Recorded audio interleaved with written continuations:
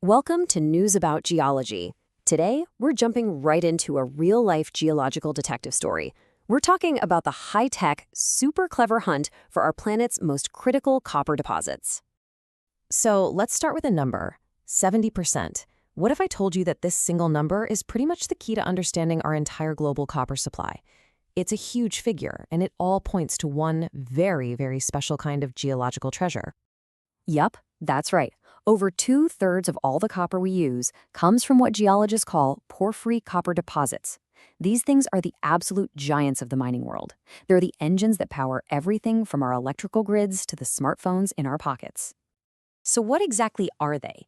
Well, the simplest way to think about them is like this. They're basically the fossilized plumbing systems of ancient, long-dead volcanoes. You had all this super hot, metal-rich water flowing through cracks deep in the earth, and as it cooled, it left behind these huge networks of copper. They're massive, but finding them, that's the tricky part. And this right here, this is our treasure map. You know, every great detective story needs a map of the crime scene, and for a geologist hunting for copper, this is it. This shows the different zones of what we call alteration, basically the chemical fingerprints left behind by those hot fluids. If you can learn to read this map, you're on your way to cracking the case. Okay, so the first big problem for our geological detectives is that these copper giants are almost always buried deep underground, hidden beneath layers and layers of other rock and soil. So how in the world do you find something you can't even see? Well, you look for its ghost, its magnetic fingerprint. See, the process that creates the copper deposit also creates its own unique magnetic signature. Right at the hot core, in what's called the Potassic zone, the conditions are perfect for forming a very magnetic mineral called magnetite. But as those fluids spread out and cool, they actually become more acidic, and they destroy the magnetite in the surrounding rock. And this creates a really distinct pattern, a magnetic bullseye, a magnetic high in the middle, surrounded by a magnetic low. And this just illustrates it perfectly. On the left, you've got the geology, the different zones, and on the right, that's the magnetic signature it produces. It's this classic donut shape that geologists can actually spot from an airplane. It's our first big clue that a massive porphyry system could be hiding right below. All right, so a promising magnetic anomaly gives us a place to start looking, but we're still talking about a huge area. To really narrow the search, our detectives have to get their boots on the ground and start looking for tiny chemical clues that might have leaked up to the surface over millions of years. And it is a very methodical process. Geologists will literally lay out a grid over the landscape and collect hundreds, sometimes thousands of soil samples. Each one then goes to a lab to get analyzed for traces of what we call pathfinder elements, things like molybdenum or zinc that tend to hang out with copper. You plot all that data on a map, and pretty soon you start to see chemical hotspots emerge.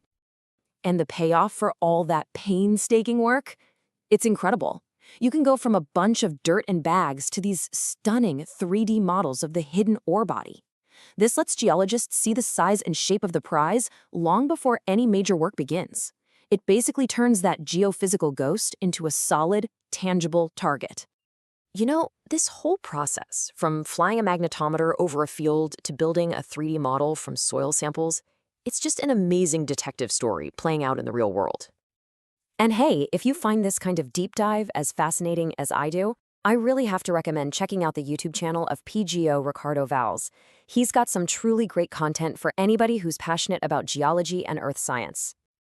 All right, so our investigation has led us to the drilling phase. The drills bring up thousands of feet of rock core, which is like a massive library of physical evidence. But trying to analyze all of that by hand is, incredibly slow. And that's where a new kind of detective is entering the scene, the AI geologist. Which, of course, leads to this really fascinating question. Can a machine actually learn to spot minerals and see patterns with the same kind of intuition as a geologist who's been doing this for 30 years? Well, the answer is getting closer and closer to yes every single day. The tech behind it is called unsupervised machine learning. The analogy here is perfect.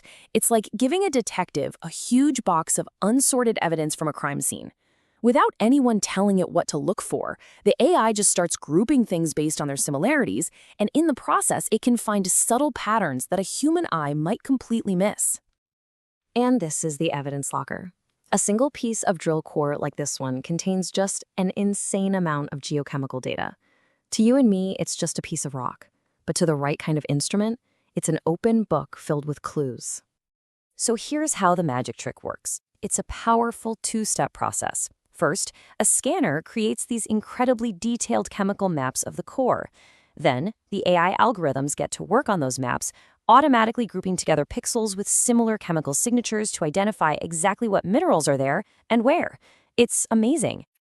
Okay, so theory is one thing, but let's see how all these different detective techniques can come together in the real world to solve a major case and lead to a genuine breakthrough discovery. For this, our case takes us down to the Productora project in Chile. The investigation kicked off just like we talked about with a big geophysical survey.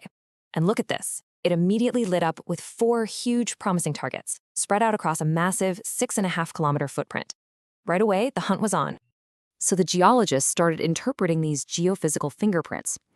This cross-section here shows what they saw. See that chargeability halo? That's basically a shell of pyrite, fool's gold, which can hold a weak electrical charge. It's a classic signpost that often forms around the copper-rich heart of a porphyry system. It was a huge clue that a massive target was hiding down there. So this is really how the case comes together.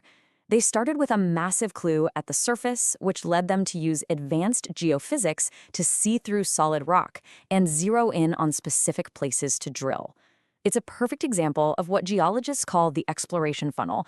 You start really broad and systematically narrow your focus until you're right on top of the treasure. And this story doesn't end in Chile. When you look at magnetic maps of other geologically rich places, like the Galler Craton in South Australia, you see this incredibly complex tapestry of hidden geology. It really makes you wonder, how many more giants like Protodora are still out there, just sleeping beneath the surface? We've built this absolutely astonishing toolkit of geological detective methods, from flying planes with magnetometers to unleashing artificial intelligence on rocks. It poses such an exciting question for the future. What incredible discoveries are still out there, just waiting for us right beneath our feet? If you want to keep exploring these kinds of amazing questions, I really encourage you to visit PGeo Ricardo Valls' channel on YouTube for more excellent geology content. Thanks for watching News About Geology. Welcome to my channel, where you'll find over 2,000 videos on geology, geochemistry, AI, and many other subjects. If you like what you see, help us grow by subscribing, liking, and sharing this channel. I think these videos are brilliant, and I'm sure you will like them too. Please like, comment, and subscribe, and don't forget to click the notification bell.